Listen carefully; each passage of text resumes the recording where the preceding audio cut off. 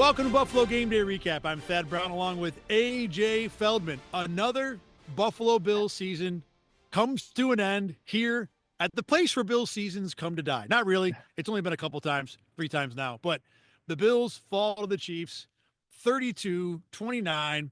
There were multiple spots in this game where it really seemed like the Bills had either a reasonable or a really good chance to win. They were competitive. They were in the game. But AJ, the Chiefs did what they've done. Now, look, they've done this to the Bills a lot, but this has been their thing this year, too, about just finding a way to win, and they did it again tonight. Yeah, it's a story that we've told many times after Bills losses. I kind of introed my sports segment tonight. The Bills in the 90s, they lost 4 straight Super Bowls. That's what the Bills were. Right now, the story certainly is many more years to be written for this Josh Allen Bills, but right now, they just can't beat the Chiefs. 4 straight losses to the Chiefs in the Super Bowl, or to get to the Super Bowl along the way in the playoffs. First AFC Championship game wasn't very close, but the rest of the 3, razor-thin margins, and they just can't get over the hump. So either they got to figure out a way to beat them, or they got to hope that somebody else knocks them out in the future. Because right now, the Bills just can't beat the Chiefs right now. And hoping somebody else to do it, not that we want to get into that right now, is not impossible. I mean, the Steelers with Big Ben won both their championships because somebody else beat New England the year they went to the Super Bowl. So it can be done. And even the third year when they lost to the Packers in the Super Bowl, they did not beat the Brady Patriots in the playoffs. So you can make a living that way, but someone's got to do it. And this Mahomes Chiefs team might be a lot harder, believe it or not, to knock out than Brady and Patriots in the playoffs. They are heading down that road. If they do win a 3rd straight Super Bowl, that'll be something that the Brady Patriots did not do. So, yeah, it's possible this Chiefs dynasty might end up being superior to that Patriots dynasty. But from the Bills' point of view, look, the Chiefs, like we said, are a team that knows how to win. And this doesn't mean the Bills know how to lose or don't know how to win. They've won plenty of big games. They won a big game last week. In this game, to me, it came down to 2 major issues at the end. Number one, the Bills had what we thought was an unstoppable play, and then the Chiefs stopped it 4 times on the quarterback sneak. 3 times. And then secondly, was it 4 times? Well, the 3 2-point conversion? I guess maybe the 2-point conversion, yeah. So, yes. yeah. I count those 4. Yeah, okay. And then secondly, your former first-round draft pick tight end, Dalton Kincaid, did make a catch that wasn't easy, but if you're going to win Super Bowls and you spend first-round picks on guys, those guys need to make that catch in that spot. Yeah. The Kincaid play, obviously it's not the easiest play in the world, but he didn't really have anybody like dragging off of him. Nobody there to break it up. The ball hit him in his hands, and he dropped the ball. Literally, figuratively, all of the above. And that QB sneak play, it just, that is a play that is, man on man, your best against our best. And for this Bills Chiefs matchup, it kind of sort of is. You got Chris Jones and company in the middle versus the Bills offensive line and Josh Allen, who is this freak of nature. And like we said, 4 times it came up short, which has been one of their best plays all season long.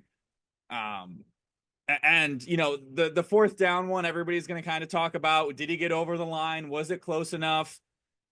Unfortunately, it's a massive pile of bodies, and unless it's going to be clearly conclusive whether he got over there or not, whether the push is going to push him so far where it's not even up to debate, it's always going to be up to debate. You've got 2 guys running in on 2 different angles. They don't have a good view of the ball. There's so many bodies, you can't really definitively say what yard marker he got on. So as much as people want to, pin this on the refs, when you run this play and you don't run it super efficiently, you leave it up to interpretation. Yep. The number one thing I'll say about this is that when you run a sneak on 4th and 6 inches and you get 7, don't cry if the refs don't give you the call, because that's not something that you're going to be able to get every single time. As for the call itself, when you go to the replay, the 2 sides, you've got the one where Josh has his back to the camera. I think it's the Chiefs sideline. You can't see where the ball is. That one's irrelevant. The other one where you can see where the ball is, Chris Jones blocks the ball when I think there's a good chance Josh moves it far enough to where he would have gotten the first down. But because Chris Jones is in the way, you're not going to get that call. And that's how this goes. And, we'll get into more calls here down the road. But the one main thing, actually, I'll get back to that in a minute, but I want to finish up in the sneak here. Give the Chiefs credit for stopping a play that no one else could stop. This is why they win championships. They have made a living doing things no one else can do. So don't be shocked that they did something no one else could do in this game. Here's the thing.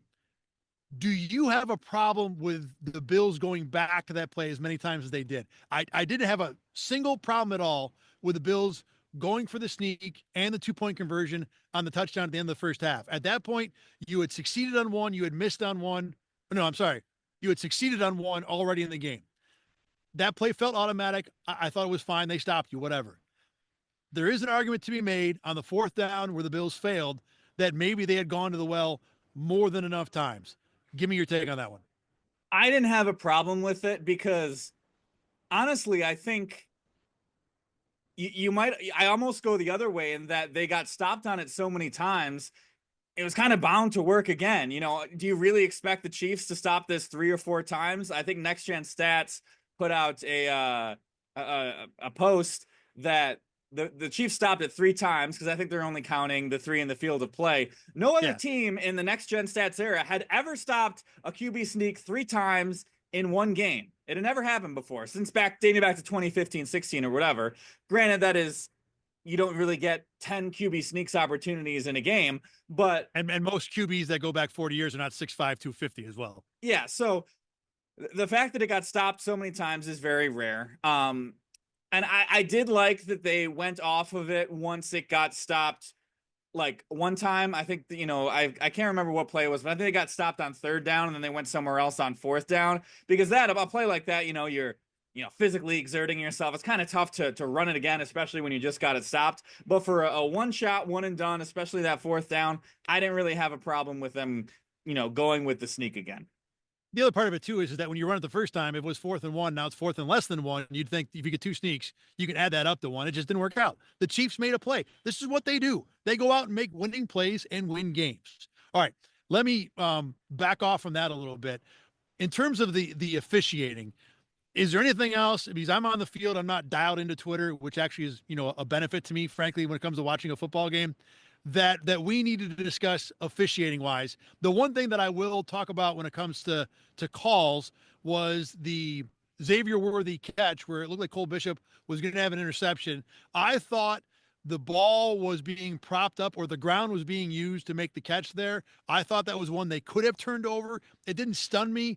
They did not turn it over. I hated McDermott using the challenge there because I'm thinking, even if you win, your best case scenario is that because there's a holding penalty on the play, it's going to be 1st and 10 for the Chiefs anyway, but then it's back at the 24. And with the way they've gone up and down the field on your defense in the first half, all you're going to do is make them score later so that you have less time to score the touchdown you ended up scoring at the end of the first half. So I didn't like the use of the challenge, but the call, although I generally disagreed with it, I understood why they kept it as was. Yeah, that was probably the most debated call on social media. You know, I mean, it seemed for like a split second, it seemed like, you know, that ball was going to be intercepted. And then, you know, it comes into Xavier Worthy, gets a hand in there, and then you get into, simultaneous control. The tie goes to the offense. So there was a lot going on in that play. I was leaning toward more of the side where the ball didn't, it didn't move when it hit the ground, really. So it was kind of secure. So I didn't really have that much of a problem with it.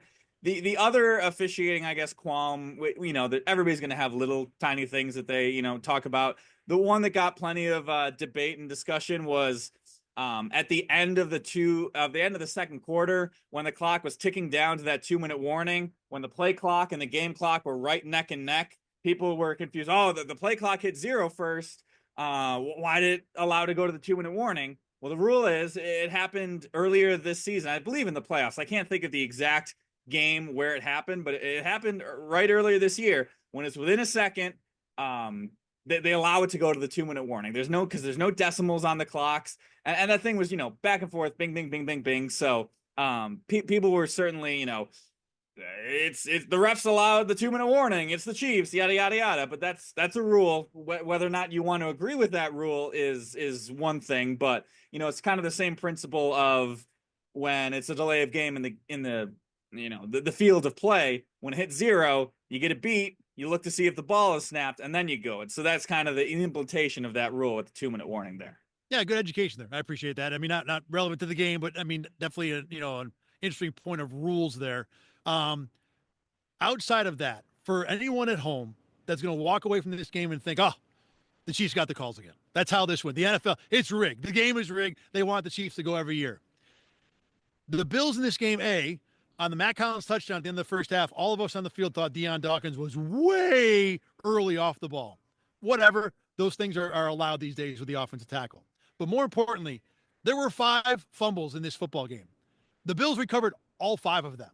So whatever bad luck you want to say the Bills had with officiating or with anything else that didn't go their way, they had a ridiculous amount of luck when it comes to the fumbles in this game, and that outweighs by far anything else that happened. So bigger picture, the Bills got the breaks in this game. They did, and still lost the game, and that's going to hurt for quite a long time. And the very first drive of the game, Josh Allen's first two passes should have been intercepted. So the Bills had themselves alone 6 turnover-worthy plays. 0 of them, it resulted in a turnover. So, Lady Luck certainly wasn't all on the Chiefs this side, as you pointed out. Yeah, and somehow the Bills kept their winning the turnover battle streak going. They're up to 21 games in a row right now. I think it's like 2 or 3 away from the league record. But unfortunately, we'll have to wait for next year to continue it. Now, let's get back into go ahead. I'll point out this stat just because you brought up the lack of turnover. Somebody tweeted out since 2020, I believe it's 21-2 teams that score 4 touchdowns in a game and turn the ball over 0 times. The 2 losses are the Bills today and the Bills in the 13 seconds game against the Chiefs. Jeez. So like I said before, it's going to hurt for quite a while. Let's go to the X's and O's here. The thing that stands out to me when you look at the stats is that if you had told me pregame the Chiefs were going to have a ground game that was going to keep up with the Bills, I would have said that was going to be a major problem. Now, the Bills ran it pretty well in general. Ended up with a $147. James Cook at 85 yards, had 1 breakaway 30-yarder, scored a couple touchdowns. I mean, the run game for the Bills did its job. Not consistently, I'll get back to that in a second. But for the Chiefs to be able to have something that was commensurate to what the Bills did, that was a problem. Because when you look at the different units when it comes to pass offense, pass defense, run offense, run blah, blah, blah, blah, blah, the Chiefs' run offense might have been the worst unit on the field in this game. And Kareem Hunt was tough, looked good. Isaiah Pacheco made a couple plays. And to me, especially in the first half, the story of the first half was the Chiefs were able to do anything they wanted to on offense, including running the ball, while the Bills really didn't have much of a run game to speak of. Most of the first half offense was Josh Allen, pulling things out of his backside on 3rd and long, and the Bills were just not going to succeed that way. Yeah, the Bills 2 3-and-outs on in the first half. And I think one of the main points of that first half, like you said, they couldn't stop the run, which allowed the entire playbook open. The Bills defense have talked about this multiple times. When the offense can do run or pass, it's really tough to defend, especially when you're playing Patrick Mahomes.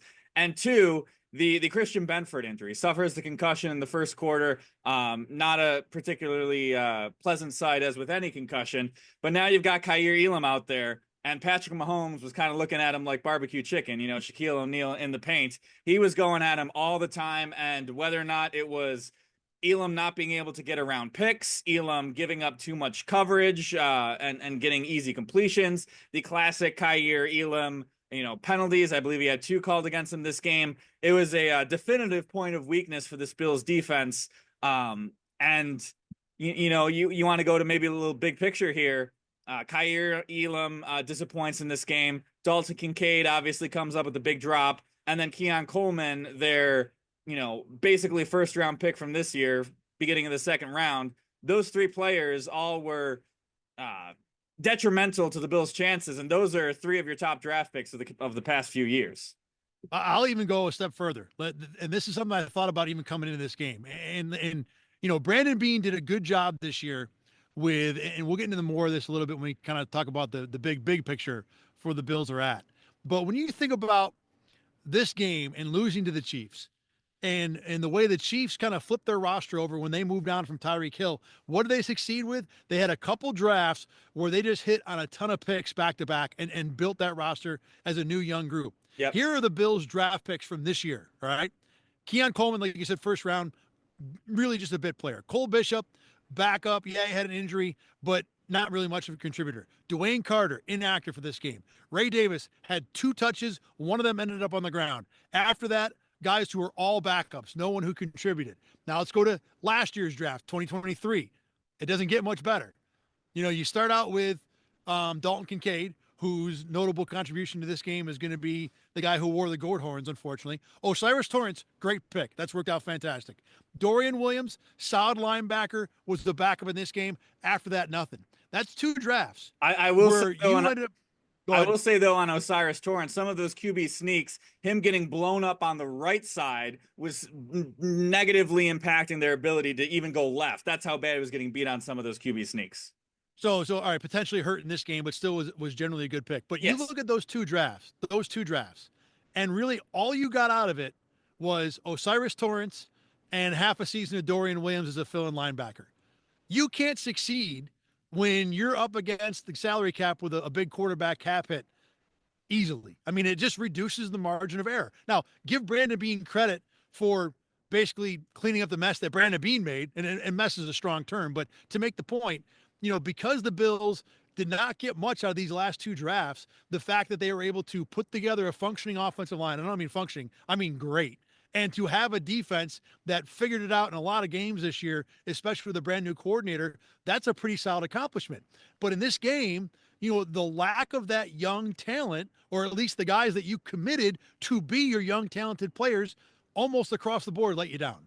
Yeah, and obviously, there's some hits, even with Kaiir Elam, they got James Cook, Terrell Bernard, Khalil Shakir, and Christian Benford out of that 2022 draft. They get Spencer Brown the year before that, Greg Rousseau, a strong season, maybe didn't perform the way they wanted to this year. But the point that you bring up, these rookie contracts are a cheat code in the NFL. And now your draft hits that you've hit, in 2022 and 2021, they're going to have to start getting paid pretty soon. So these last 2 years of players are going to have to lift you up even more. This next draft, the drafts are always important. This draft coming up is still going to be very important. So it's tough when you have a lot of dead cap, as the Bills did with Stephon Diggs, and a big quarterback contract to not get key contributions from basically 2 years of drafts. And that's what the Bills tried to overcome tonight. And that was one of the reasons why, they are going home, because those guys just did not make any or enough plays. Let's talk quick about some of the guys I did like in this game, or I'm sorry, do you got something else? Or no, and obviously people are going to point out Xavier Worthy, whether or not you agree with the Bills' decision to give away this pick to the Chiefs, which I don't have a big problem with, big picture. But the fact of the matter is that there were many wide receivers taken in that range: Xavier Worthy, Brian Thomas Jr., Ladd McConkey, and kind of that group right now, Keon Coleman has been the least productive so far.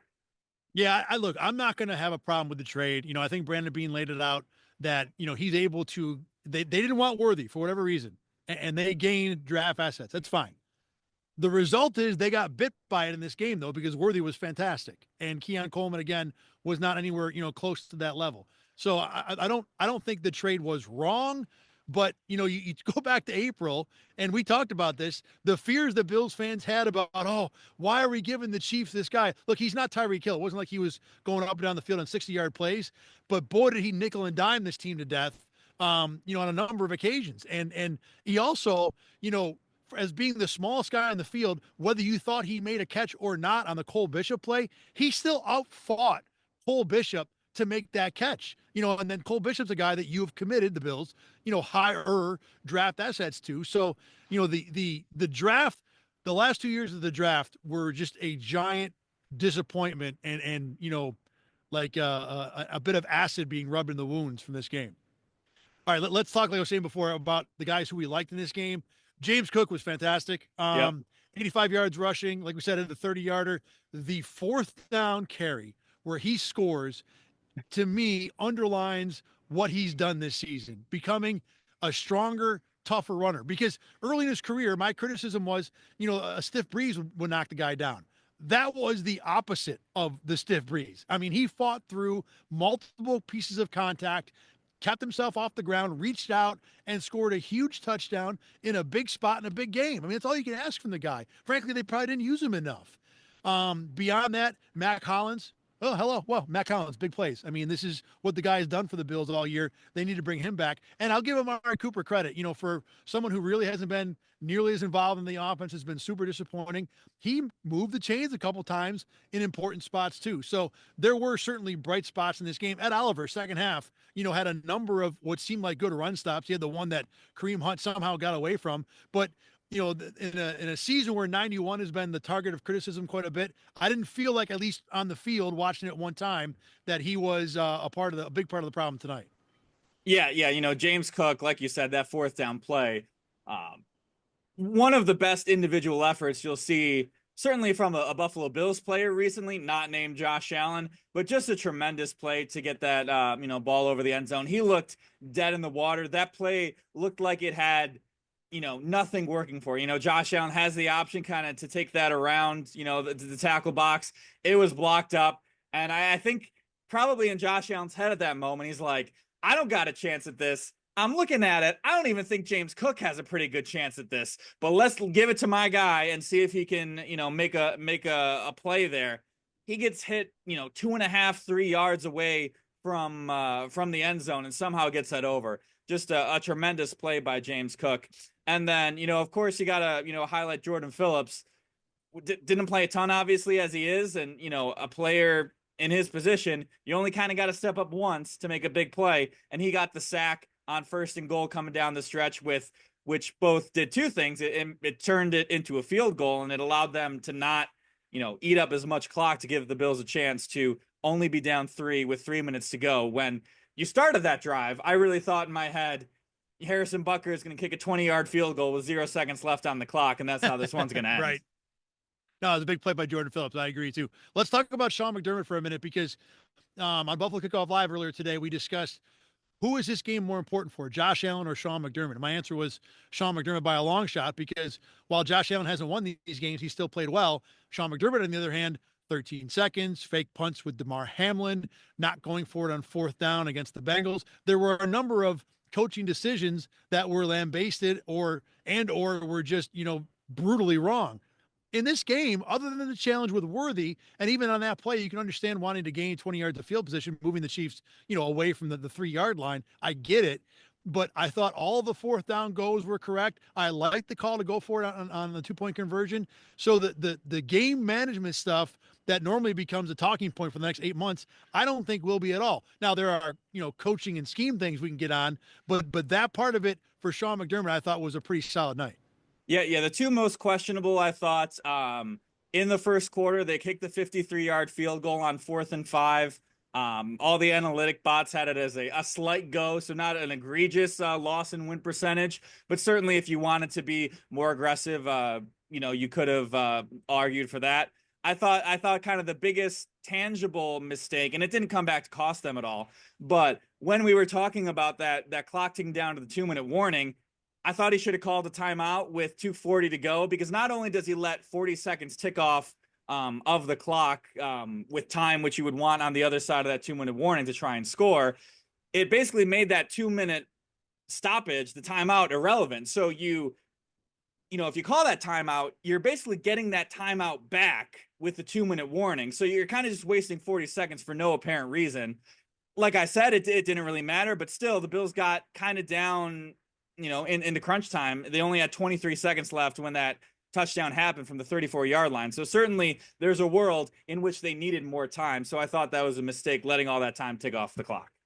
I hear you on that. I think the Bills have actually done a good job. There have been a number of times where I'm watching a Bills game and thinking, boy, you're at the 40 with 35 seconds. How are you going to get down the field? And then they move it down the field pretty easily because Josh Allen's great at football and stuff. So I don't have that much of a problem with it, but it is a fair thing to point out. I think the criticisms of Sean McDermott are less with game management and more with kind of, coaching the X and O's of the football team, and primarily with getting behind early. This defense this year has been really good at making adjustments after halftime. They had a number of games this year, I forget what it was. It was like 10 of the first 12, where they didn't give up more than a touchdown in the second half. They nearly did that tonight, too. The Chiefs only got 11 points in the second half, 2 scores. So the defense was improved from the first half. But In all three playoff games, the Bills gave up a touchdown on their first drive. In this game, the only thing that stopped Kansas City before halftime was themselves. They didn't see a third down until we were 20 minutes into the game. Now, look, if you're going to be a defensive coach and you're going to groom this coordinator, Bobby Babbitt, who I think has been pretty good this year, you can't roll into games like this and be utterly not relevant. I mean, they just got run over by an offense that, yeah, it's Patrick Mahomes, but this is not a team that's been lighting, other teams up all year long. This was the first game all year where the Chiefs scored more than 30. Yeah, that first drive of the game for Kansas City, their worst play was an 8-yard gain. Every other play on that drive was either for a first down, for a touchdown, or for more yards. So a really bad opening drive. Although I will say, maybe in McDermott's defense, or you could kind of pin this on McDermott, I thought a lot of the problems for the Bills, certainly on the offensive side of the ball, was just Josh Allen kind of being a funk to start. I don't know if he was overcome by the nerves, antsiness, but, he was almost throwing interceptions. He was having trouble, holding on to the ball in the first half a little bit. So Allen was not his typical self. And the Bills were certainly lucky to escape being down just 5 points at the half. Yeah. Now, look, Josh Allen played a good game. He was not the reason the Bills lost this game. But when you think about the bar he has set this year, when he was an MVP candidate / favorite / he should have won it, whatever you want to say, this was not up to that level. And the starts, this was not just this game in the playoffs. I mean, the Denver game, he has a little scramble play where Dawson Knox is open to the goal line and just misses him by a yard. I think it was either that game or the Ravens game. There was a throw to Amari Cooper that he airmailed by, 5 or 6 feet. So in all three of these playoff games, Josh got off to a very shaky, nervy start. And this one was that too. Like you said, his first 2 passes, I think, hit like 5 Kansas City hands and 0, Bills hands. So, that was an early issue. I think, look, at the end of the day, the Bills had a lead in the third quarter, so you can say Josh Allen overcame it. And the throw to Mac Hollins end of the first half is a ridiculously good throw. Mm-hmm. Not only just the throw itself, but the situation. He hits another 3rd and long to Mac Hollins in the fourth quarter, then hits the Curtis Samuel throw on 4th down to score. So Josh Allen made the requisite number of Josh Allen plays. If you want to put some of the sneaks on him, I think that's fair. It was a good game. It wasn't up to the MVP level Josh Allen game. And kind of to that point, Josh Allen, by and large, has played very well in these playoff games, even a lot of these playoff losses. But still, I think you do kind of have to point out these past 2 losses to the Chiefs last year, the final 3 drives, turnover on downs, the fake punt, 3-and-out punt, the missed field goal. 3 drives, 0 points. This year, final 3 drives, turnover on downs, the sneak stop. You get your touchdown, and then turnover on downs at the end. That's 6 drives at the end of these 2 losses where they got points on one of those 6 drives. He's put himself at the standard is very high for Josh Allen, and he has avoided criticism fairly. He's not the reason why they're losing these games, but you would like your MVP caliber player to go better than 1 for 6 down the stretch, in these crunch time moments. And again, to not put it on, I don't want to put this on Josh Allen, but to be fair, this is now a 5th consecutive postseason where the Bills have not gotten it done with Josh Allen as the quarterback, and we're now doing it with a rotating cast of support pieces around him. We've seen the, John Brown, Cole Beasley. I've got 2 really good options. And the 2020 year, the conference championship here, you almost want to throw that out because it's the first year they were like a legit competitive, Super Bowl contending team. But the next 4, we had multiple Stephon Diggs years. And then this year, there's the run game and the offensive line is great year. I know Dalton Kincaid dropped that throw. That was probably a really good throw considering the circumstances. And that's on Kincaid, not Josh Allen. But the longer we go where Josh Allen does not get it done, at some point, there is some connective tissue there because Patrick Mahomes gets it done all the time. Joe Burrow has gotten it done. Josh Allen has not gotten it done. It's not unfair to say that maybe you want a little more out of the quarterback in these spots, even if in this game, play to play and possession to possession, he was pretty good. All right, let's go take the big picture view here, and I'll start with this. This was a good year for the Bills. I know Bills fans aren't going to want to hear it, but 2 months from now, when you start looking at next year's cap situation and what you want to do with the roster, the Bills this year took a team where they flipped the salary cap. They cleaned up a mess. They got rid of a number of big names. They brought in a number of untested guys, and they came within 3 points of going to the Super Bowl. Now, I know this loss hurts, but those are all positives. You're going to bring the whole offensive line back. You're going to bring both young, promising coordinators back. There are some questions about who you want to sign, Greg Rousseau, James Cook, but there is not a salary cap mess that needs to be cleaned up. This is a team that I think you can be optimistic will have a good opportunity to be right back in a game like this again next year. Yeah, and the thing is, with playoff losses with a team that hasn't done it before, you never know what the future is going to hold. You never know. You don't have a crystal ball. You can never say, oh, there's going to be a next year. There's probably going to be a next year. There's probably going to be another great chance. They're probably going to get back to an AFC Championship game. But you just never know. And they had a chance this year. They were leading in the fourth quarter of a game. They lost in the AFC Championship. The good thing is they gave themselves a chance in a year that we didn't really think this was in the cards. And like you said, they set themselves up for future years to give them more chances. So those are both positives. But the obvious negative is that they got this chance and they blew it. And like you said, the last 2 years have proven you get injuries at the wrong time and those chances can go right down the drain really fast. And there's no assuming that, even what worked this year will work again next year, So while there is, I feel pretty good that the Bills are going to be a good Super Bowl contending team again next year and for the next few years. But the other part of it is too, the more losses like this you stack up, the bigger the mountain starts to look. The more you wonder if you can ever figure it out. And it doesn't help that there's one particular team that seems to always know how to figure it out, and they always seem to be in your way. So, yes, this is going to hurt, and it should hurt. But I think the big picture view is this was a good year, and the arrow's still pointing up for the Bills.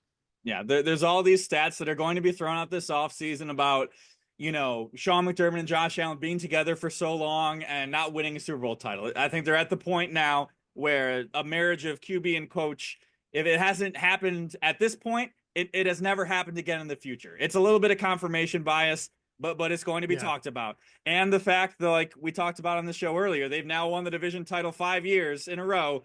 Usually that leads to some sort of success. So they keep getting their shots. Teams in the past, when they get this many great opportunities, they at least capitalize at least once. So, obviously Josh Allen's here to stay. Sean McDermott is 100% here to stay next year, but there's a core to this team that just hasn't been able to beat the Chiefs, and sometime eventually they got to figure out how to do it. All right, that's going to end our season of Buffalo Game Day Recap. Been a fun time chatting with AJ all year. A little disappointed we won't get to do it in New Orleans. We can still go. We can still go. Yes. No. I need to not be at a football game for a little while.